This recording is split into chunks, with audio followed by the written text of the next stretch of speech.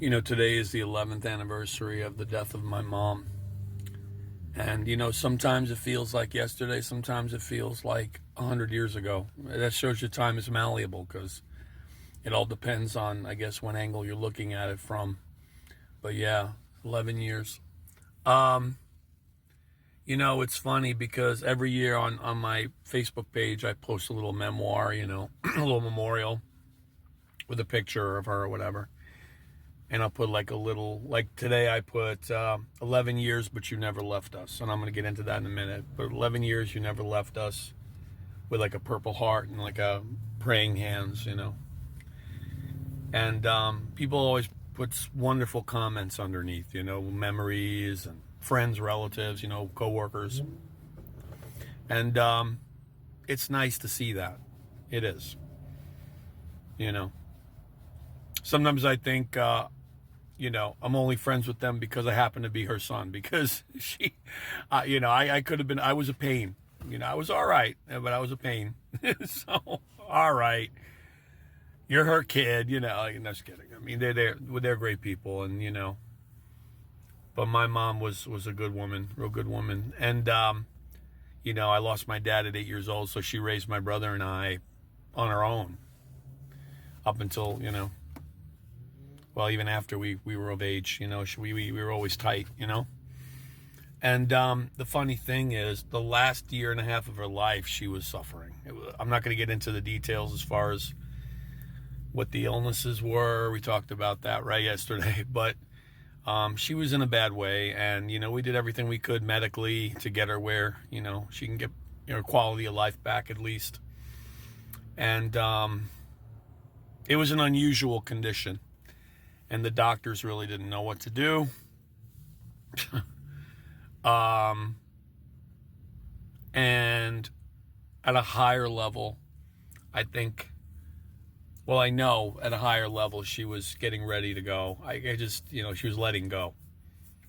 I think a part of her missed my dad. I think a part of her didn't want to, her fear was to be a burden for my brother and I, which that's irrelevant to us. We would have been whatever, We were playing nurse, trying to get, the right care and everything. And not fun at all to see her like that. And it was funny because my brother and I had a conversation about maybe 10 years prior to that, where we said, maybe 8 years prior to that, where we said, Dad's been gone a while now, and when Mom goes, it's going to suck because she's all we got now, Yeah, it's going to be bad. And we were imagining in our heads that she was going to be, in her 80s and vibrant and just kind of, check out. And that's not how it went down. So that's a blessing and a curse, and I'll tell you why. It's a curse because, obviously she was still relatively young. She had just retired a few years prior. And, we thought this was her time to enjoy her life and be a little selfish in a good way, you know what I mean? And instead, it was the complete opposite of that. And a part of us, from an earthly perspective, felt she was being robbed of those years. Well, now we know. Now I know that that's not the case. My brother and I are at peace with that now. We were a little upset with doctors and things like that. I'm not gonna lie. But, we knew there was a higher, like I said yesterday, a lot of things have to line up for a death to occur. Just like birth, two people have to meet, form a relationship or form some type of bond, right? And whether it's official or not. And, they have to get together and, things have to go well for 9 months and then the birth occurs, right? Same thing with death. I mean, even if someone dies to the naked eye instantly, there's a lot of things that have to line up for that to happen. A lot of things have to line up. A lot of things. So, looking back now years later, I could see where things were lining up for Mom to leave this plane. But I'm going to tell you something. One of the comments I got under that picture was, it never gets easier. I know the feeling because this other gentleman lost his mom too. Much older though, but he said, I know the feeling, it never gets easier. It was 5 years for me and da-da-da, right? And I have to say, I gave him a hug emoji, reaction. But I will tell you, it doesn't get easier from an earthly perspective, because there are days where I say, man, I would love to have a one-on-one human physical conversation with you right now, Mom. I really would. I'll probably always feel that way, But I'll tell you what makes it easier, if that's even the right word. I know it sounds weird, but she was suffering so much, almost practically trapped in her body in some ways. And she's free. She's free now, and it's like, I picture her with Dad, and no one wanted to see that, when the last few months or year, whatever, but she's not in that state anymore. It was horrible to watch, and yeah, so from that perspective, that's the blessing part. That's the consolation prize, to know that she's no longer that way. And I will tell you, it may not be physical, but I feel her presence stronger now. I just visited her at the cemetery a little while ago. I feel her presence not there so much, even though I'm physically where she's buried. Every day, all day, I get her presence so much. I get signs, numbers, songs, I could tell you stories, quotes, movies, something I read. It's amazing, but I feel her presence here, and I feel her physically slapping me in the back of the head sometimes. What are you doing? But I know she's with us. I know she is, and I feel her every day strongly.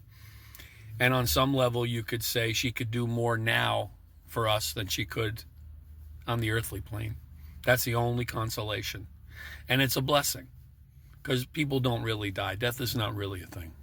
It's not. And I also believe there's another timeline. It called me nuts. There's another timeline where she's still alive and she's with another version of us. But this is the timeline where I'm lining up with. And, this is part of why I lined up, my brother and I lined up with this particular timeline, where we become orphans at a relatively early age. And we got to do things a different way, but who knows? But I believe that. I believe there's so many. Our souls are so much bigger than we think they are. They're all over the place. But I know part of that soul is here. I just feel it. Not just today, but every day. And whether I'm visiting with her, physically at the cemetery, or. It's funny. I feel her presence the least there. I feel her presence the least where her body is physically buried. Probably because it's all death. It's all death. She's not dead. There's life still, just a different form of life. And on some other plane, she's already going on. So, and not to get too woo-woo about it, but I mean, it was horrible to watch her the last year, maybe 6 months, year and a half total. It was up and down, but especially the last month or two were really bad. And, nobody could do anything. But I believe on the highest plane, she was getting ready to go. Abraham Hicks says that at the highest level, all death is that. I don't want to get into that because I know that could be a controversial statement. But a lot we don't understand. But I will say that I feel her every day, her presence around, and I do feel she's done a lot from her side of the portal, I guess, or whatever you want to call it. More than she could have done from the physical plane. But of course I miss her, But to say it doesn't get easier, it depends on how you're looking at it. It's easier in the fact that she's no longer suffering, because I'll still have that image in my brain, and unfortunately, that probably will always stay. And to know she's not there anymore, she's not feeling that anymore. But it's just a different feeling, And that's just the way it is. But 11 years already. All right, well, thanks again. Just want to share that. Take care.